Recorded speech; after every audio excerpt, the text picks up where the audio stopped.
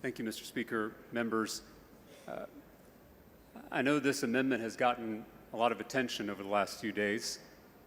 This amendment would send this private school voucher bill to the voters of Texas for their approval before it can be implemented. This idea to send the issue of vouchers to the voters originally came from Governor Rick Perry last year. And then a few weeks ago, a group of conservative grassroots activists came up with the idea of an amendment that would do exactly that. They call themselves MAGA moms. These are not activists I typically work with, but this issue of private school vouchers brings people together across the political spectrum.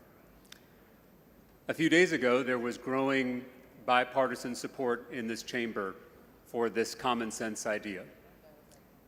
But then the governor of our state started calling members into his office one by one and threatening to veto all the bills of any member who votes for this amendment, threatened to make their primary elections, quote, a bloodbath. So this morning, I decided to carry this amendment. Not only because it's a good idea, not only because it's what our constituents want, but also to make a very important point. No one, including the governor, should ever threaten a lawmaker. We do not serve the governor. We serve our constituents.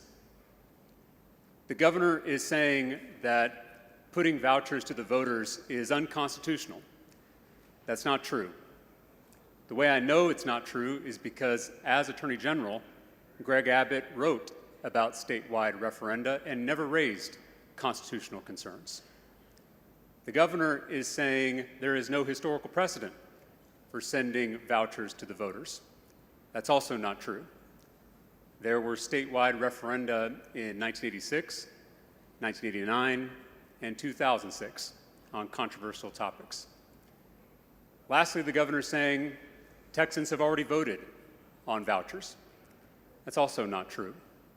One, because there are a lot more people in this state than Republican primary voters, and this voucher will affect all of us in ways both big and small. Second, I think we all know that the primaries last year were not fought on vouchers. None of the TV ads, none of the mailers that the governor funded against our colleagues were about vouchers. And so I'm a little confused because the governor has said private school vouchers are wildly popular. And so if he's telling the truth, I would think this referendum would have no trouble passing.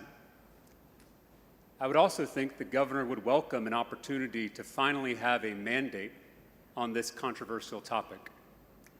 Texans have been fighting about vouchers for 70 years.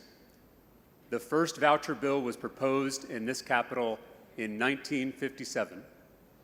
And we've been fighting about it ever since. So if any issue should go to the voters, it's this one. We're sending a lot less to the voters for their approval this session alone.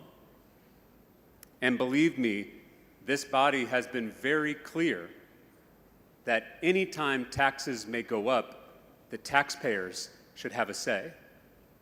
And by creating a new parallel education system that will cost billions of dollars every biennium, this voucher bill will absolutely raise property taxes. And so I think the taxpayers should have a say before it's implemented. Members, regardless of where you are on this bill, you know that I'm passionately against vouchers. That's no secret. There are friends of mine in this chamber who are passionately for vouchers, and that's fine. That's what this body is all about. But let me just make a pitch on why we should all support letting the voters get their say. It's the only thing that'll put this issue to bed. Because believe me, even if this passes, we'll be back here next session and the session after that and the session after that fighting about vouchers, fighting about loosening regulations, fighting about expanding funding, fighting about changing eligibility. This fight will never end. The only way for it to end is for Texans to get their say on this issue. I know that you're under a lot of pressure from the governor. I know that. I get that. I know that's not easy. But last time I checked, this legislature was a separate and equal branch of our state government. The last time I checked, we still had separation of powers in this state. The last time I checked, this was still the people's house, not the governor's house. All of that is at risk with this vote on this amendment. So regardless of where you are on this bill, I'm asking you to stand with me on this amendment. Let Texans approve this measure. Let Texans get a say.